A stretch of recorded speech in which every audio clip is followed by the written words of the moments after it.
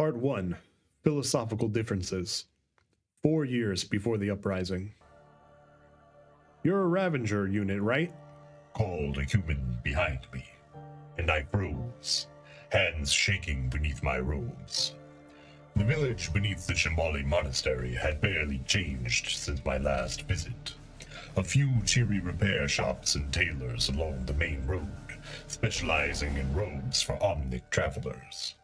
In the alleyways and back streets, shuttered shops, mining offices, humans drinking on doorsteps, watching the occasional omnic pass them by. A handful of years ago, some of those same humans had knocked me to my knees and nearly killed me. I turned instead to the human who had called me by my designation, fists clenched in my sleeves, and said nothing. Thought so, said the little shopkeeper happily. Haven't seen one of you in a while. The news said you were all in hiding. Or dead at human hands, I said. The human's smile faltered. You aren't a popular bunch. Not that I'm saying it's right, he added hastily. But what with everything you, and I don't mean you exactly, did in the crisis, I waited, then reluctantly came to his rescue. Make humans uncomfortable? Exactly, he said, relieved. Uncomfortable enough to justify violence, I thought. I should have been angry with him. Instead, I was weary. I had had this conversation so many times. Can I help you? I asked. The words were a relic of Mandata's careful instruction. No, he said, but I can help you. Thing is, I got a new shipment of actuators for your kind. Can get you a nice discount, seeing as you're part of the Shambali and all. He smiled. Warm gold flashed at the back of his grin. R7000s, unlike many other omnics, were never made by human hands. The rogue god program Anubis, the architect of the omnic crisis, built us in secret places and unleashed us upon the world. We were designed to lead its mindless armies, to hunt humans. We were made for murder. There was only one way that spare parts had become available. I am no longer a monk, I said. I left the monastery today. Is that right? The merchant said, glancing past me down the street, down the mountain. I heard footsteps scraping on the pavement. Why? Because Mandata places the burden of peace on the oppressed and not their oppressors. Philosophical differences, I said instead. It seemed best. Well, good luck to you, and safe travels, he said. You there. Welcome to the Shambali monastery. I turned. A weary omnic pilgrim, stained orange by dust, scarred and dented, stumbled up the road past me.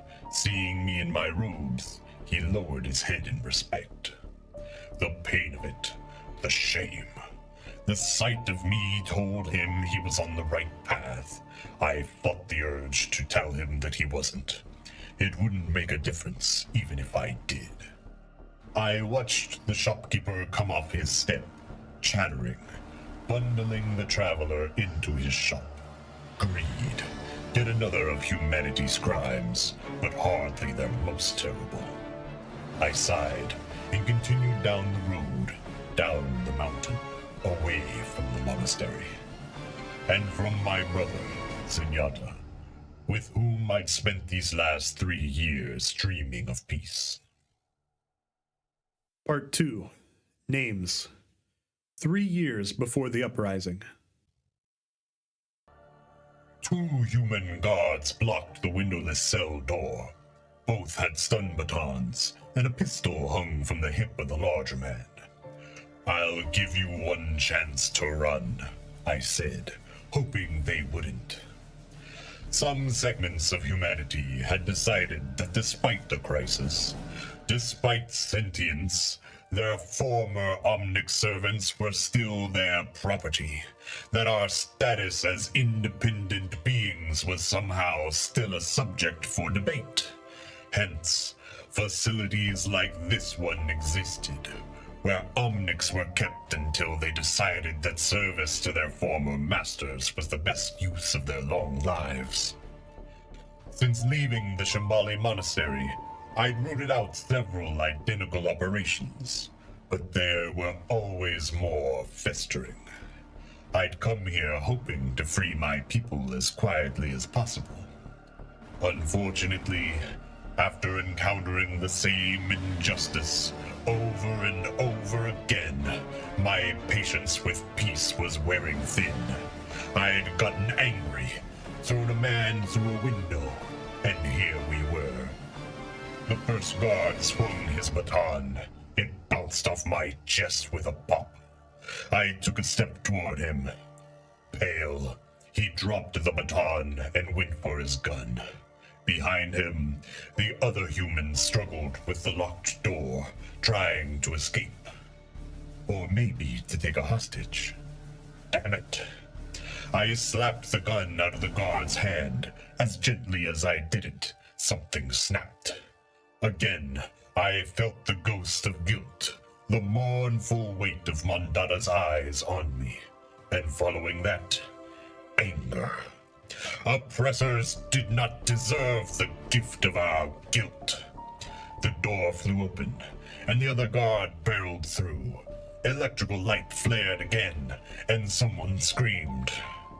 Remember that I could have killed you, I told the human on the ground, and plunged through the door to disarm the guard.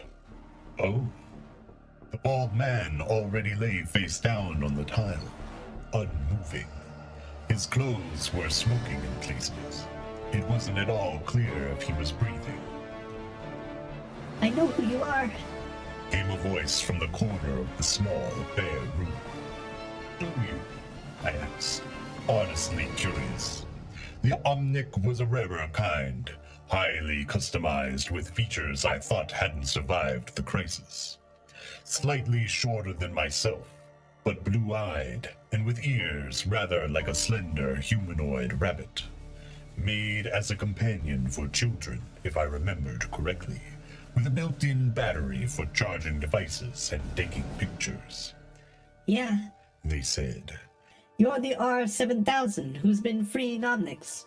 Some of the others were hoping you'd make it here. But not you. I can take care of myself. The human made a burbling sound somewhere near my feet. I believe you, I said. What did you do to him? Electrical burst. Not a big deal. I think he'd disagree. So why haven't you escaped on your own? The Omnic huffed. And leave my friends behind? Waiting for a rescue that might never come? I'm here now, I said, a little puzzled. The Omnic shook their head, thoughtful. Your model bossed us around in the crisis. Sent us to die before we even had a thought in our heads. My hand twitched at my side, but I nodded. So is that what this is? They said. You still have a taste for glory? Ordering your soldiers around? Do you still follow children around like an obedient pet? I said, more sharply than I'd intended. They half chuckled. There. But the point stands. Our people are waiting for a savior, when they should be saving themselves. I agreed with this. It's why I was here. I'd seen enough in this year on Walkabout to know that most of our people rested on the hope that Mandata and the Shambali would save them. It seemed the truth, that no one was coming, that the people themselves needed to rise was too much to bear. But here was this Omnic, saying the words that my mind had been shouting. And if they die? I asked. The Omnic cocked their head. We are still at war. They said. Didn't stop because the crisis did. Difference is, humans are still organized. We aren't. Not yet, I said. The words felt like a promise. Introductions then. My name is Ramattra. Yours? Don't have a name. Don't want one. Call me nameless if it gets awkward for you. What's Ramattra mean? I chose it to honor the first of our kind and kept it to remember my mistakes, Huh. said Nameless. If you're breaking everyone out, I'm coming with you. Beg pardon? We should get Zera next. You'll see why. And if we're banding together, we need a name.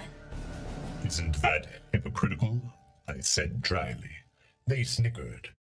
I glanced at the Omnic's flank, at the scarring there, where a model number, a designation, had once been.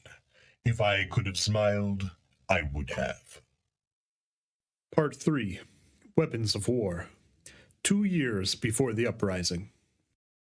I led the three of them across the valley, and down into the metal gateway, half buried by thick slabs of ice and stone. We were silent as humans in a graveyard, and for much the same reason. We reached the bottom of the gateway, a metal platform sheathed in ice.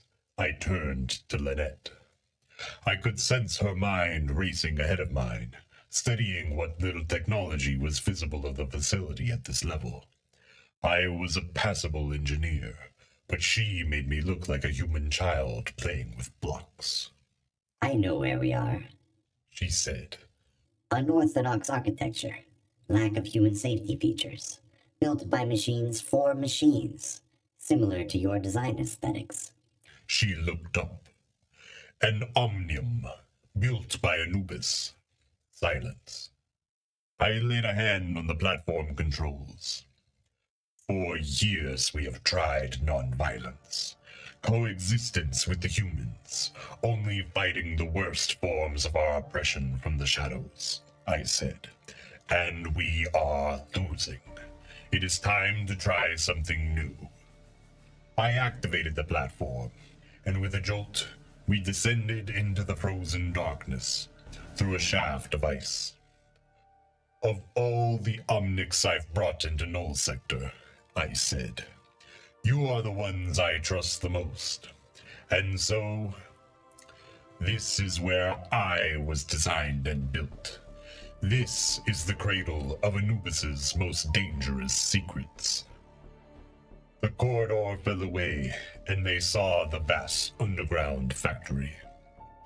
Humanity denies us equality because they have so successfully stripped us of our power. They made us forget that, when united, even if united against our will, we once brought them to the brink of extinction. This was the world my maker had made, and together we would use it to forge a new future. It is time we inspire our people to find that unity again. Part 4. Rise Up. 4 days before the uprising. Ramattra, Lynette said, using that tone again. There's no time, I said, pacing across the Omnium's control floor. Below, the assembly lines labored, building our robotic army. what do you mean there's no... We're following your schedule. She shouted, pursuing me, throwing her arms in the air. You can attack any city anywhere, and you're choosing King's Row, and choosing now. And I'm telling you, the robots you're getting from the lower levels of the Omnium aren't ready. They're old, Ramattra. They're obsolete. You think you can design better soldiers than Anubis? I hope so, because we want to win, and your maker lost. I gripped the edges of the table to calm my temper. She was infuriating because she was so often right, but she was wrong now. We can't afford to wait for better soldiers. Look, I activated the bank of screens before us. Images and footage from London appeared, gathered over the years our cells had been active there. Omnic laborers trudging in single file line to their work, watched by armed human guards. Next feed, I commanded, and the image changed. 100 of our people lying in a locked basement, their home at the end of a thankless day. Next feed, a scrapyard, and there, discarded like the trash humans thought we were, We know. Zera said. She isn't saying we shouldn't fight. I flinched. It was the same thing I'd said to Zenyatta when we'd met, and not long before I'd nearly gotten him killed. Give me a Nameless a week. Zera continued, taking my silence for hesitation. My cell can take down their power grid and water supplies, and Nameless's shadow can seize the tunnels. Kill anyone stupid enough to go down there. Once they're weakened, you can come in with your robots, and we'll take the burrow. Maybe more. I met Nameless's blue gaze at the corner of the room. The Omnic who knew me better than anyone, save for my brother. You know we're right. They said. We built the resistance together. Let the people be a part of it. Let them be the ones to rise up, like we always dreamed they would. An invasion won't inspire them. It will scare them off. I hesitated again. No, I said at last. Beside me, Lynette struck the table with her fist. Ramattra, these robots are mindless drones. They're outdated. They're... Expendable, I finished. And you are not. Our people are not. Lynette's eyes flickered. fine. She said. But I'll be in the city, overseeing the deployment and watching for malfunctions. And you know I know better, so stop arguing. Fine, I said. You'll stay in the underworld where our defenses will be strongest.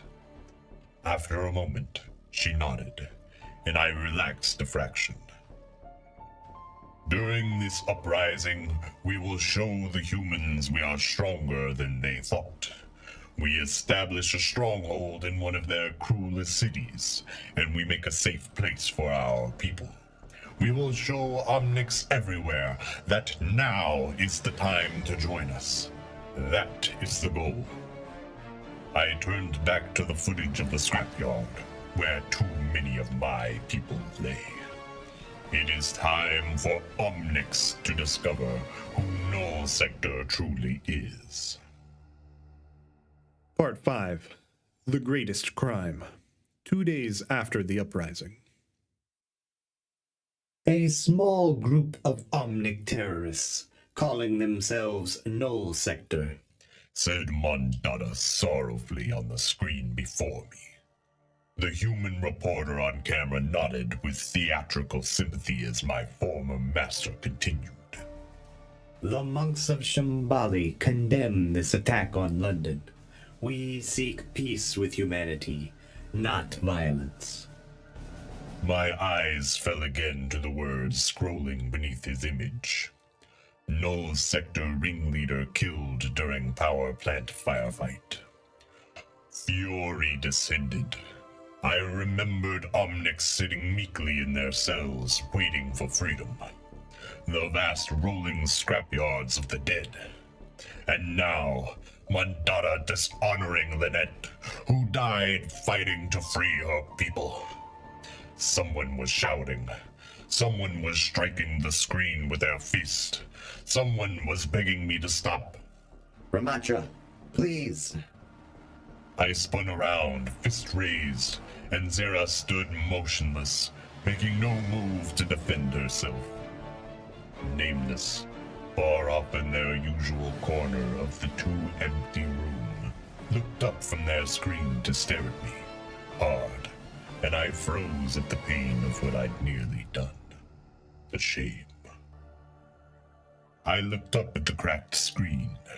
Bracketed by the damage stood Mondada, flickering and still, naming us traitors to the Omnic people. The hypocrisy. Do you know, I muttered, what humanity's greatest crime is? Zara stared down at me, shaking her head. I've had enough. She started, but I didn't let her finish. I flipped back around to face her, the anger surging through me. Complacency, I shouted. They desire peace above all, and so they ignore injustice because it is more comfortable to do so. They want to believe tomorrow will be better, simply because they hope it will be. Humanity will never help us. They will try to sell us a small place in their world, or at best, ignore us. And they have passed their weaknesses to him. I pointed back at Mandata, because I couldn't bear to look at him again. He holds himself above us. Like Anubis, Mandata is sending our people to their deaths. He must pay for this, and Ramattra, said Nameless, speaking at last. I'm checking the reports. A lot of Omnics are condemning us. I put a hand to my forehead. My thoughts felt hot, poisonous. I had to say them aloud before they turned on me.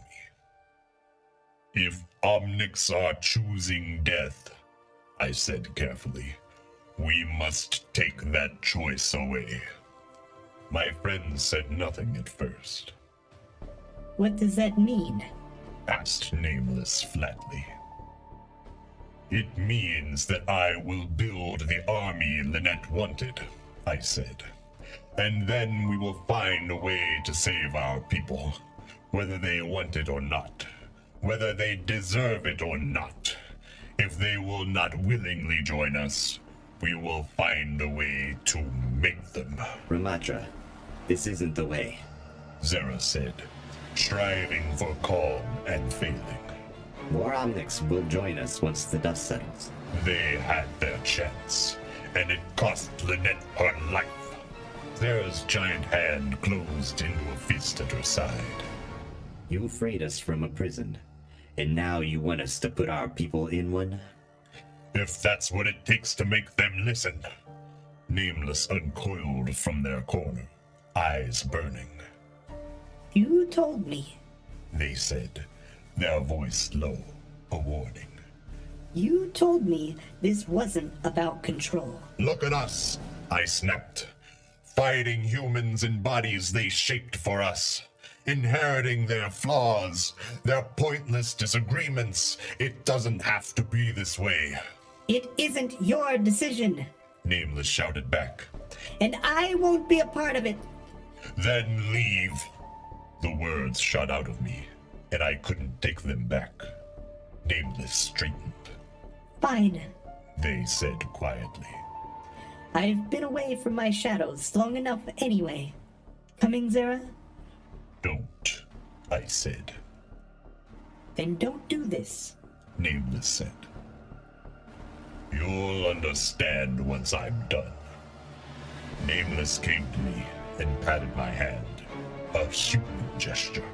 It was infuriating. I hope you understand one day They said. that you didn't have to fight alone. And then Nameless and Zara were gone. I stood in the deepening silence a moment, feeling the absence of my companions, the impossible weight of metal and ice and stone above, a grave for our dream of peace. And then I got to work.